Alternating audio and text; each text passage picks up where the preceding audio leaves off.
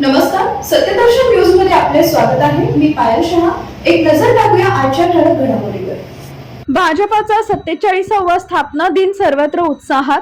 जनतेच्या आशा आकांक्षाशी जोडलेला पक्ष म्हणून भाजपनं संघर्ष, कार्यकर्त्यांचे निस्वार्थ परिश्रम आणि जनतेच्या विश्वासाच्या जोरदार जोरावर देशाला नवी दिशा दिली आहे. केंद्रीय गृहमंत्री अमित शहा यांनी शुभेच्छा देताना सांगितले की देशाच्या सीमांचं संरक्षण, अंतर्गत सुरक्षा मजबूत करणे, विकासाचे नवे मापदंड स्थापित करणे आणि भारतीय संस्कृतीचं पुनर्जीवन करणं हे सर्व संकल्प भाजपनं यशस्वीरित्या पूर्ण केले. तसेच मुख्यमंत्री देवेंद्र फडणवीस यांनी राष्ट्रप्रथम, नंतर पक्ष आणि शेवटी स्वतः या मूल मंत्रावर कार्य करणाऱ्या सर्व पदाधिकारी आणि कार्यकर्त्यांना मनपूर्वक शुभेच्छा दिल्या.